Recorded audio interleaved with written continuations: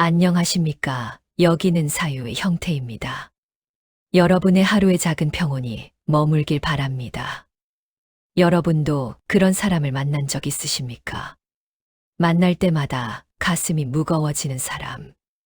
아무리 잘해줘도 결국 상처만 남기고 가는 사람. 그 사람 앞에서는 나도 모르게 작아지고 내가 잘못한 것 같고 늘 미안해지는 사람 말입니다. 여러분은 분명 최선을 다했습니다. 이해하려고 애썼고 참았고 또 참았습니다. 그런데도 똑같은 일이 반복됩니다. 그래서 여러분은 생각하셨을 겁니다. 내가 부족한가? 내가 더 잘했어야 했나? 하지만 잠시 멈춰 서십시오. 여기 중요한 반전이 있습니다. 상처를 주는 것은 여러분의 부족함 때문이 아니었습니다. 그 사람이 가진 내면의 문제였습니다. 여러분이 아무리 잘해줘도 그 사람은 계속 상처를 줬을 겁니다. 왜냐하면 그것은 여러분에 대한 반응이 아니라 그 사람 스스로를 향한 행동이었기 때문입니다. 비교해 보십시오. 햇빛을 받으면 따뜻해지는 사람이 있고 햇빛을 받아도 차갑게 식는 사람이 있습니다. 그것은 햇빛의 문제가 아닙니다. 그 사람 안에 있는 온도의 문제입니다. 오늘 이 시간 여러분께 하나의 비밀을 말씀드리려 합니다. 왜 어떤 사람들은 반복적으로 남을 힘들게 하는지, 왜 그들은 사랑받고 싶으면서도 상처를 주는지, 그 근본 심리를 알게 되면 여러분은 비로소 자유로워질 수 있습니다. 더 이상 스스로를 탓하지 않게 됩니다. 더 이상 그 사람 때문에 밤잠을 설치지 않게 됩니다. 이해한다는 것이 감당해야 한다는 뜻은 아닙니다. 알게 되면 여러분은 조용히 거리를 둘 수 있는 용기를 갖게 됩니다. 그리고 그것이 여러분을 지키는 길입니다. 이제 본론으로 들어가겠습니다. 구독과 좋아요로 함께 해주세요. 마음이 편안해지는 이야기들로 찾아가겠습니다. 첫 번째, 자기 혐오를 남에게 던지는 사람. 김영희 씨는 올해 66입니다. 딸이 하나 있습니다. 그 딸과의 관계는 평생 영희 씨의 가슴에 멍을 남겼습니다. 딸은 어렸을 때부터 영희 씨를 무시했습니다. 엄마는 왜 그렇게 촌스러워? 엄마는 왜 말을 그렇게 해? 창피하니까 학교에 오지 마. 영희 씨는 그 말들을 참았습니다. 딸이 사춘기라서 그런가 보다 생각했습니다. 시간이 지나면 나아질 거라 믿었습니다. 하지만 딸은 성인이 되어서도 변하지 않았습니다. 명절 때 모이면 딸은 영희 씨가 하는 말마다 틀렸다고 했습니다. 엄마, 그건 아니지. 엄마는 세상 물정을 모르셔. 그러니까 엄마가 그렇게 사는 거야. 영희 씨는 입을 다물었습니다. 말을 하면 할수록 더 무시당는 기분이었습니다. 그런데 이상한 일이 있었습니다. 딸은 영희 씨를 무시하면서도 계속 연락을 했습니다. 일주일에 한 번은 꼭 전화를 했습니다. 그리고 그 전화는 늘 똑같았습니다. 딸의 불평, 딸의 힘든 이야기, 딸이 얼마나 억울한지에 대한 하소연. 영희 씨는 들어주었습니다. 위로했습니다. 그래, 힘들었겠다. 내 마음 이해해. 그러면 딸은 잠시 진정했습니다. 하지만 다음 날이면 또 똑같았습니다. 영희 씨를 무시하는 말, 영희 씨를 깎아내리는 태도, 그리고 다시 힘들다며 울먹이는 전화. 영희 씨는 생각했습니다. 내가 뭘 잘못했을까? 내가 좋은 엄마가 아니었나? 내가 더 잘했어야 했나? 어느 날 밤, 영희 씨는 혼자 앉아 울었습니다. 목소리를 죽이며 울었습니다. 왜 내 딸은 나를 이렇게 대하는 걸까? 왜 나는 평생 이 아이에게 무시만 당해야 하는 걸까? 나는 정말 그렇게 형편없는 사람인가? 그날 밤, 영희 씨는 깨달았습니다. 딸은 나를 미워하는 게 아니었습니다. 딸은 자기 자신을 미워하고 있었습니다. 1960년대 심리학자 프리츠 하이더는 한 가지 실험을 했습니다. 사람들에게 자기 자신에 대한 부정적인 감정을 느끼게 한 뒤 다른 사람을 평가하게 했습니다. 결과는 놀라웠습니다. 자기 자신을 싫어하는 사람일수록 타인을 더 가혹하게 평가했습니다. 특히 가까운 사람일수록 더 심하게 비난했습니다. 왜냐하면 그들은 자기 안의 혐오를 견딜 수 없었기 때문입니다. 그래서 그것을 밖으로 던졌습니다. 가장 가까운 사람에게, 가장 안전한 대상에게.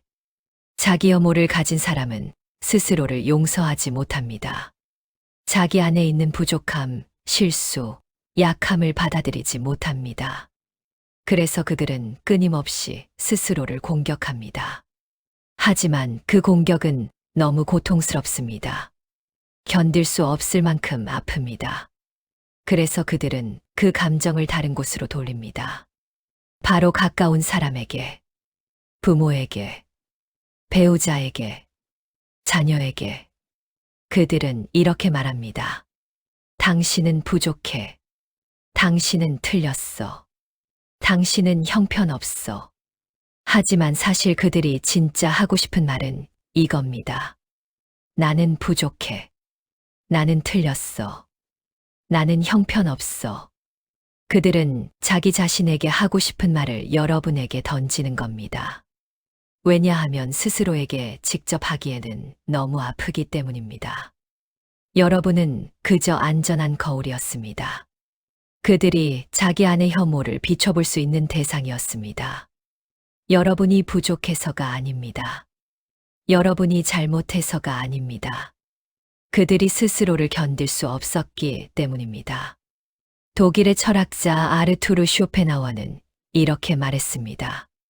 우리가 타인에게서 견딜 수 없는 것은 사실 우리 자신 안에 있는 것이다. 이 말은 영희 씨의 사연을 정확히 설명합니다. 딸이 영희 씨에게서 견딜 수 없었던 것. 그것은 영희 씨의 촌스러움이 아니었습니다. 영희 씨의 말투가 아니었습니다. 딸은 자기 안에 있는 불완전함을 견딜 수 없었습니다. 자기 안에 있는 부족함을 받아들이지 못했습니다. 그래서 그것을 엄마에게서 발견하려 했습니다. 엄마를 깎아내림으로써 자기 안의 고통을 잠시 덜어내려 했습니다. 하지만 그것은 해결이 아니었습니다.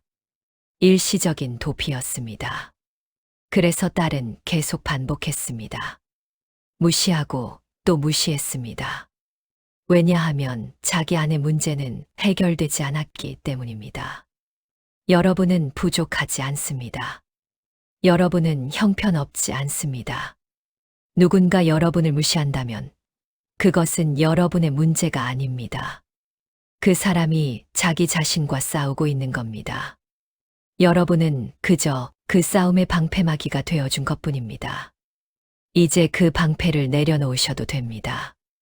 여러분은 충분히 견뎌냈습니다. 충분히 사랑했습니다. 이제는 여러분 자신을 지킬 때입니다. 두 번째, 관계를 힘으로 붙잡는 사람. 박철수 씨는 올해 63입니다. 평생 친구 하나를 소중히 여기며 살았습니다. 그 친구 이름은 정민이었습니다. 둘은 고등학교 때부터 친구였습니다. 함께 웃고 함께 울며 50년을 함께 했습니다. 하지만 철수 씨는 늘 불편했습니다. 정민은 철수 씨를 조종했습니다. 야, 이번 주말에 시간 있지? 내가 약속 잡았어. 야, 너 이번에 돈 좀 빌려줘. 급해. 야, 내 말 안 들으면 우린 끝이야. 정민은 늘 명령했습니다. 요구했습니다. 그리고 철수 씨가 조금이라도 거절하면 화를 냈습니다. 야, 너 나를 친구로 생각하는 거 맞아. 야, 친구 사이에 이럴 수 있어. 야, 너 요새 많이 변했다. 철수 씨는 미안해졌습니다. 그래서 다시 정민의 말을 들었습니다. 그런데 이상했습니다. 정민은 철수 씨에게 잘해주지 않았습니다. 철수 씨가 힘들 때 정민은 없었습니다. 철수 씨가 전화해도 정민은 바쁘다고 했습니다. 하지만 정민이 필요할 때는 달랐습니다. 밤이든 새벽이든 철수 씨에게 전화했습니다. 야, 지금 나와. 술 한잔 하자. 야, 내가 지금 힘들어. 좀 들어줘. 철수 씨는 나갔습니다. 친구니까. 오랜 친구니까. 하지만 철수 씨의 아내는 말했습니다. 당신 그 친구한테 이용당하는 거 아니에요. 철수 씨는 고개를 저었습니다. 아니야. 정민이는 원래 그래. 성격이 좀 급한 거지. 하지만 마음 한구석은 무거웠습니다. 이게 정말 우정인가? 아니면 나는 그저 정민의 도구인가? 어느 날 철수 씨는 용기를 냈습니다. 정민아, 나도 요새 힘들어. 내 이야기 좀 들어줄래? 정민은 대답했습니다. 야, 나도 바빠. 다음에. 그리고 전화를 끊었습니다. 철수 씨는 그제야 깨달았습니다. 정민은 친구를 원한 게 아니었습니다. 정민은 자기를 따라줄 사람을 원했습니다. 1970년대 심리학자 존 고틀리브는 인간관계에서의 권력 연구를 진행했습니다. 그는 사람들을 두 그룹으로 나눴습니다. 한 그룹은 안정적인 애착을 가진 사람들, 다른 그룹은 불안정한 애착을 가진 사람들. 결과는 명확했습니다. 불안정한 애착을 가진 사람들은 관계를 평등하게 유지하지 못했습니다. 그들은 늘 자기가 위에 있거나 아래에 있어야 안심했습니다. 그래서 그들은 상대를 조종하려 했습니다. 명령하고 요구하고 통제했습니다. 왜냐하면 평등한 관계는 그들에게 불안했기 때문입니다. 자기가 버림받을까봐 두려웠기 때문입니다. 관계를 힘으로 붙잡는 사람은 두려움에 사로잡혀 있습니다. 그들은 평등한 관계를 믿지 못합니다. 내가 조종하지 않으면 저 사람은 떠날 거야. 내가 통제하지 않으면 나는 버림받을 거야. 그래서 그들은 끊임없이 힘을 행사합니다. 명령하고 요구하고 협박합니다. 내 말 안 들으면 끝이야. 너 요새 변했어. 친구 맞아. 이런 말들은 사실 협박입니다. 나를 따르지 않으면 나는 너를 버릴 거야. 하지만 역설적이게도 그들은 상대를 정말 버리지 못합니다. 왜냐하면 그들에게는 상대가 필요하기 때문입니다. 조종할 대상이 필요하기 때문입니다. 그래서 그들은 끊임없이 상대를 붙잡습니다. 하지만 사랑으로 붙잡는 것이 아닙니다. 힘으로 붙잡습니다. 그들은 사랑받고 싶은 게 아닙니다. 그들은 안전하고 싶은 겁니다. 그리고 그 안전은 상대를 통제함으로써 얻어진다고 믿습니다. 프랑스의 철학자 블레즈 파스칼은 이렇게 말했습니다. 폭력과 이성은 정반대다. 폭력은 복종을 강요하지만 이성은 동의를 구한다. 정민은 철수 씨에게 이성으로 대하지 않았습니다. 동의를 구하지 않았습니다. 대신 복종을 강요했습니다. 내 말 들어. 안 들으면 끝이야. 이것은 우정이 아니었습니다. 이것은 지배였습니다. 진정한 관계는 동의에서 시작됩니다. 서로의 의견을 존중하고 서로의 한계를 인정하는 것. 하지만 정민은 그것을 할 수 없었습니다. 왜냐하면 평등한 관계는 그에게 너무 불안했기 때문입니다. 그래서 그는 폭력을 선택했습니다. 말의 폭력, 감정의 폭력. 그리고 철수 씨는 그 폭력을 견뎌냈습니다. 50년 동안. 여러분은 나쁜 친구가 아닙니다. 여러분은 충분히 좋은 사람이었습니다. 누군가 여러분을 조종하려 한다면 그것은 여러분이 부족해서가 아닙니다. 그 사람이 불안해서입니다. 그 사람이 두려워서입니다. 여러분은 그 불안을 떠안을 필요가 없습니다. 진정한 관계는 자유 속에서 피어납니다. 서로를 존중하고 서로를 신뢰할 때 잘합니다. 만약 누군가 여러분을 힘으로 붙잡으려 한다면 그것은 사랑이 아닙니다. 조용히 손을 놓으셔도 됩니다. 여러분은 자유로울 자격이 있습니다. 세 번째, 감정이 자라지 못한 사람. 최순자 씨는 올해 67입니다. 남편과 40년을 함께 살았습니다. 하지만 남편과의 대화는 늘 똑같았습니다. 밥 먹었어? 응. 오늘 날씨 좋네. 그래. 그게 전부였습니다. 순자 씨가 힘든 이야기를 꺼내면 남편은 말을 돌렸습니다. 순자야, 나 요새 무릎이 아파서 말이야. 응, 알았어. 그런데, 나 말인데. 아, 그리고 오늘 친구 만났는데 말이야. 남편은 순자 씨의 이야기를 듣지 않았습니다. 아니, 듣지 못했습니다. 순자 씨가 울어도 남편은 어색하게 웃었습니다. 왜 울어? 괜찮아, 괜찮아. 그리고 자리를 피했습니다. 순자 씨가 화를 내면 남편은 더 당황했습니다. 야, 왜 그래? 무슨 일이야? 당신이 내 말을 안 들어줘서 그래.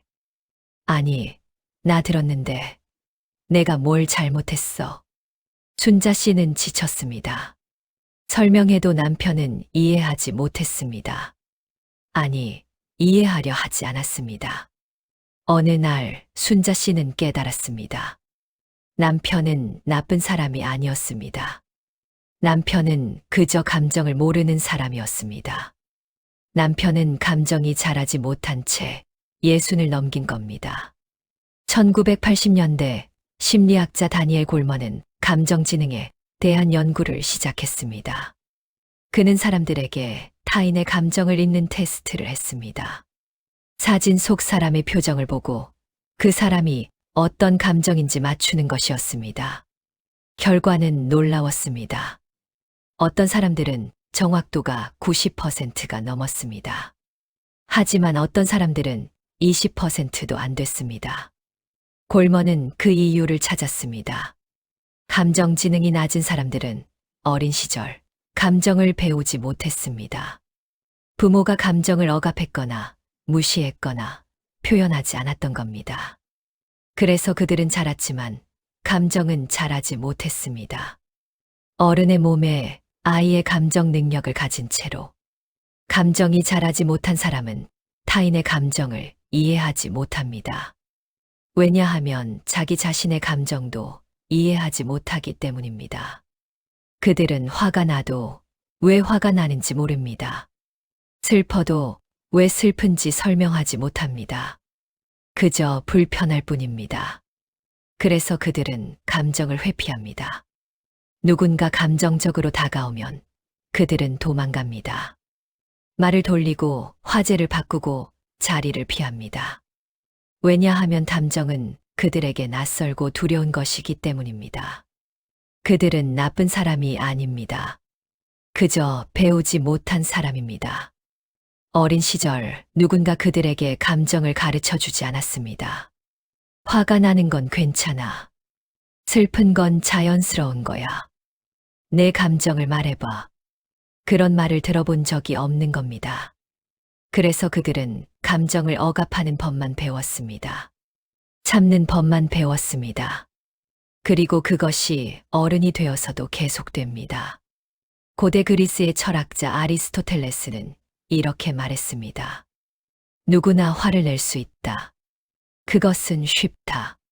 하지만 적절한 사람에게 적절한 정도로, 적절한 때에, 적절한 목적으로, 적절한 방식으로 화를 내는 것, 그것은 쉽지 않다. 순자 씨의 남편은 화를 내는 법도 슬퍼하는 법도 몰랐습니다. 감정을 느끼는 것 자체가 그에게는 어려운 일이었습니다. 그래서 그는 모든 감정을 회피했습니다. 순자 씨가 감정을 표현하면 그는 어떻게 반응해야 할지 몰랐습니다. 그래서 그는 도망갔습니다. 말을 돌리고 화제를 바꾸고 자리를 피했습니다. 이것은 순자 씨를 무시한 것이 아니었습니다. 이것은 자기 자신의 무능함에 대한 도피였습니다. 그는 감정이라는 언어를 배우지 못한 사람이었습니다. 그래서 그는 침묵할 수밖에 없었습니다. 여러분의 감정은 소중합니다. 여러분이 느끼는 것은 당연한 것입니다. 누군가 여러분의 감정을 이해하지 못한다면 그것은 여러분의 잘못이 아닙니다. 그 사람이 배우지 못한 것입니다. 여러분은 감정을 억누를 필요가 없습니다. 여러분은 느낄 자격이 있습니다. 울 자격이 있습니다. 화낼 자격이 있습니다. 그리고 그것을 표현할 자격이 있습니다. 만약 누군가 그것을 받아주지 못한다면 슬픈 일입니다. 하지만 그것이 여러분을 억누르게 하지는 마십시오. 여러분은 충분히 건강합니다. 충분히 정상입니다. 네 번째, 늘 피해자라고 믿는 사람. 이명숙 씨는 올해 64입니다. 언니가 한 명 있습니다. 그 언니와의 관계는 평생 명숙 씨를 지치게 했습니다. 언니는 늘 피해자였습니다. 명숙아, 나 진짜 힘들어. 왜? 사람들이 나를 무시해. 다들 나한테 못되게 굴어. 무슨 일이 있었는데. 오늘 마트에서 계산대 아줌마가 나한테 인상을 썼어. 기분 나쁘게. 명숙 씨는 위로했습니다. 언니, 그 아줌마가 원래 피곤해서 그랬을 수도 있잖아. 그러자 언니는 화를 냈습니다. 야, 너도 내 편이 아니구나. 너도 나를 무시하는 거지. 명숙 씨는 당황했습니다. 아니야, 언니. 나는 그냥. 됐어. 너도 다른 사람들이랑 똑같아. 나를 이해 안 해. 그리고 언니는 전화를 끊었습니다. 이런 일은 매번 반복됐습니다. 언니는 늘 누군가에게 상처받았다고 했습니다. 남편에게, 자식에게, 친구에게, 심지어 모르는 사람에게도 모든 사람이 언니에게 못되게 군다고 했습니다. 명숙 씨는 어느 날 깨달았습니다. 언니의 인생에서 언니만 피해자였습니다. 다른 모든 사람은 가해자였습니다. 그런데 이상한 건 언니는 그 피해를 벗어나려 하지 않았습니다. 오히려 더 붙잡고 있었습니다. 1990년대 심리학자 로이 바우마이스터는 피해자 의식에 대한 연구를 했습니다. 그는 사람들에게 과거의 갈등 상황을 회상하게 했습니다. 그리고 그 상황에서 자기가 어떤 역할이었는지 물었습니다. 결과는 흥미로웠습니다. 대부분의 사람들은 자기가 피해자였다고 기억했습니다. 자기가 한 잘못은 기억하지 못했습니다. 하지만 일부 사람들은 달랐습니다. 그들은 모든 상황에서 자기가 피해자라고 믿었습니다. 심지어 명백히 자기 잘못인 경우에도. 바우마이스터는 그 이유를 찾았습니다. 피해자 역할은 그들에게 이득이었습니다. 책임을 회피할 수 있었고, 동정을 받을 수 있었고, 자기 자신을 정당화할 수 있었습니다. 늘 피해자라고 믿는 사람은 책임을 지지 않습니다. 왜냐하면 피해자는 잘못이 없기 때문입니다. 모든 문제는 다른 사람 때문입니다. 내가 화낸 건 내가 나를 화나게 해서야. 내가 우울한 건 다들 나를 무시해서야. 내가 외로운 건 아무도 나를 이해 안 해서야. 그들은 자기 감정의 주인이 아닙니다. 다른 사람이 자기 감정을 결정한다고 믿습니다. 그래서 그들은 무력합니다. 세상은 자기를 괴롭히는 곳이고 자기는 그저 당할 수밖에 없다고 믿습니다. 하지만 역설적이게도 그들은 이 역할을 포기하지 않습니다. 왜냐하면 피해자 역할에는 보상이 있기 때문입니다. 동정, 관심, 책임 회피. 그들은 이것을 얻기 위해 계속 피해자로 남습니다. 그리고 주변 사람들은 지쳐갑니다. 아무리 위로해도 아무리 도와줘도 그들은 변하지 않습니다. 왜냐하면 변하는 순간 그들은 책임을 져야 하기 때문입니다. 덴마크의 철학자 쇠렌 키에르케고르는 이렇게 말했습니다. 인생은 뒤를 돌아봐야 이해되지만 앞을 향해 살아야 한다. 명숙 씨의 언니는 늘 뒤만 돌아봤습니다. 과거의 상처, 과거의 억울함, 과거의 피해, 그리고 그것을 붙잡고 있었습니다. 앞을 향해 걷지 않았습니다. 왜냐하면 앞을 향한다는 것은 책임을 진다는 뜻이기 때문입니다. 이제부터 내 삶은 내가 만들어간다. 이제부터 내 감정은 내가 책임진다. 하지만 언니는 그것을 할 수 없었습니다. 피해자로 남는 것이 더 쉬웠습니다. 더 안전했습니다. 그래서 언니는 계속 뒤만 돌아봤습니다. 그리고 명숙 씨를 포함한 모든 사람을 가해자로 만들었습니다. 여러분은 가해자가 아닙니다. 여러분은 충분히 잘해 주었습니다. 누군가 계속 피해자 역할을 한다면 그것은 여러분의 책임이 아닙니다. 그 사람의 선택입니다. 여러분은 무한히 위로할 수 없습니다. 여러분도 지칩니다. 그리고 그것은 당연합니다. 진정한 위로는 상대가 일어서도록 돕는 것입니다. 하지만 일어서지 않으려는 사람을 억지로 일으킬 수는 없습니다. 때로는 조용히 물러서는 것이 여러분을 지키는 길입니다. 여러분은 그럴 자격이 있습니다. 5번째, 확인받고 싶어 상처 주는 사람. 강미자 씨는 올해 65입니다. 며느리와 함께 살고 있습니다. 며느리는 착한 사람입니다. 집안일도 잘하고 아이들도 잘 돌봅니다. 하지만 며느리는 가끔 이상한 행동을 했습니다. 어머니, 제가 오늘 청소 다 했어요. 구석구석 다 닦았어요. 미자 씨는 고마워했습니다. 그래, 고생했어. 하지만 며느리는 만족하지 못했습니다. 어머니 정말 깨끗하죠. 제가 정말 잘했죠. 응, 잘했어. 근데 어머니는 표정이 별로예요. 제가 부족한가요? 미자 씨는 당황했습니다. 아니야, 잘했다고 했잖아. 그러자 며느리는 울먹였습니다. 어머니는 절 별로 안 좋아하시는 것 같아요. 이런 일이 자주 있었습니다. 며느리는 항상 확인받고 싶어 했습니다. 제가 잘하고 있나요? 제가 괜찮은 며느리예요? 어머니는 저를 좋아하세요? 미자 씨는 매번 대답했습니다. 하지만 며느리는 만족하지 못했습니다. 더 확실한 대답을 원했습니다. 더 강한 확신을 원했습니다. 그러다 어느 날 며느리는 이렇게 말했습니다. 어머니는 저보다 옆집 며느리가 더 좋으시죠? 미자 씨는 깜짝 놀랐습니다. 무슨 소리야? 어제 옆집 며느리 칭찬하셨잖아요. 저는 그렇게 못한다는 뜻이죠. 미자 씨는 한숨을 쉬었습니다.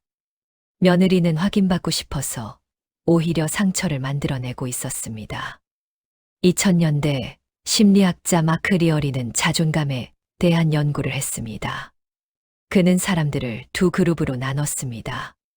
한 그룹은 자존감이 안정적인 사람들, 다른 그룹은 자존감이 불안정한 사람들, 그리고 둘 다 칭찬을 받게 했습니다. 결과는 놀라웠습니다.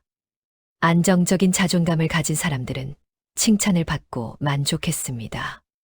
하지만 불안정한 자존감을 가진 사람들은 달랐습니다.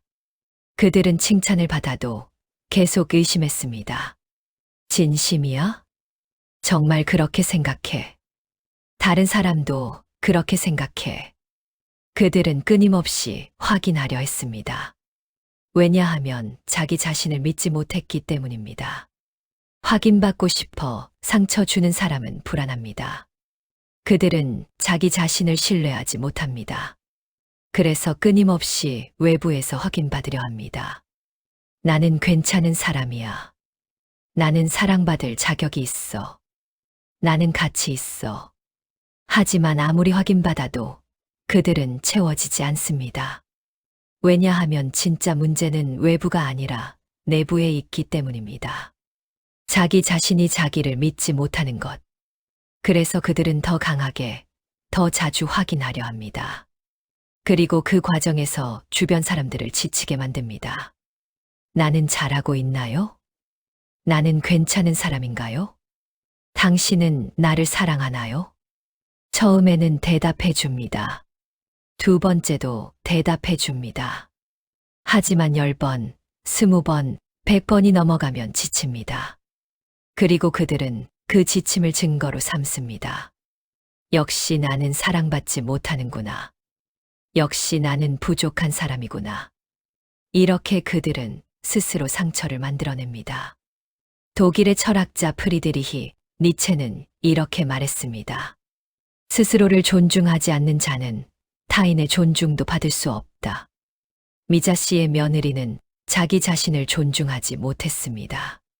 그래서 아무리 미자 씨가 존중해줘도 며느리는 느끼지 못했습니다. 며느리는 계속 확인하려 했습니다. 정말이에요? 진심이에요? 하지만 그 질문의 끝은 없었습니다. 왜냐하면 며느리 스스로가 자기를 믿지 못했기 때문입니다.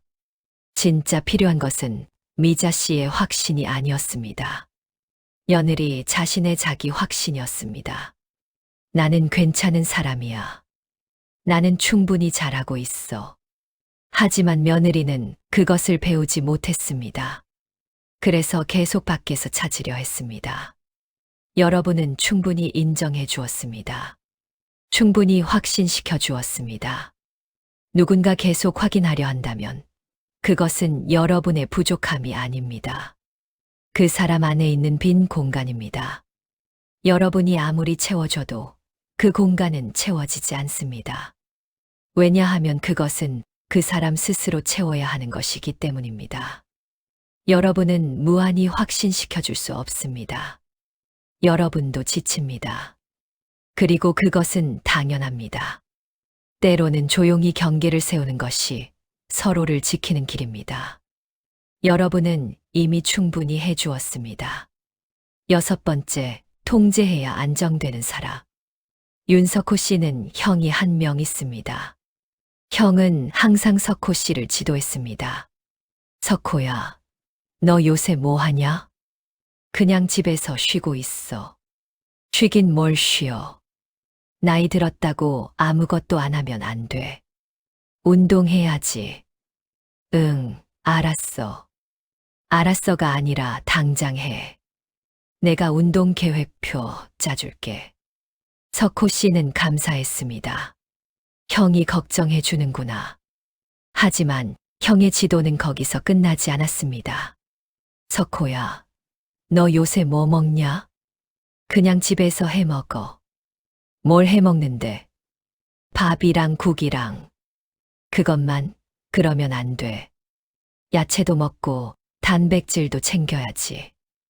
내가 식단표 짜줄게. 형, 괜찮아. 나 알아서 할게. 알아서 하긴 뭘 알아서 해. 내가 알아서 했으면 지금 이렇게 살았겠냐? 석호 씨는 입을 다물었습니다. 형은 매사를 지시했습니다. 운동, 식사, 옷차림, 심지어 친구 만나는 것까지. 석호야, 너 그 친구 만나지 마. 그 친구 별로야. 형, 내 친구인데. 그래도 내가 보기엔 별로야. 너 그 친구 만나면 손해야. 석호 씨는 화가 났습니다. 하지만 형은 진심으로 걱정하는 것 같았습니다. 그래서 참았습니다. 어느 날 석호 씨는 형에게 말했습니다. 형, 나 이제 내 인생 내가 살고 싶어. 형은 당황했습니다. 무슨 소리야? 나는 내 걱정해서 그러는 거야. 고맙지만 나는 이제 내가 결정하고 싶어. 형은 화를 냈습니다. 야, 너 나 없으면 어떻게 살려고 그래? 내가 안 챙겨주면 너 엉망이 될 거야. 석호 씨는 그제야 깨달았습니다. 형은 나를 걱정한 게 아니었습니다. 형은 나를 통제해야 안정되는 사람이었습니다. 2010년대 심리학자 데이비드 버스는 통제욕에 대한 연구를 했습니다. 그는 사람들에게 불안을 느끼게 한 뒤 타인을 통제하고 싶은 욕구가 생기는지 관찰했습니다. 결과는 명확했습니다. 불안이 높을수록 통제욕이 강해졌습니다. 특히 자기 자신의 삶을 통제하지 못한다고 느끼는 사람들은 타인을 통제하려는 경향이 더 강했습니다. 왜냐하면 타인을 통제함으로써 간접적으로 안정감을 얻으려 했기 때문입니다.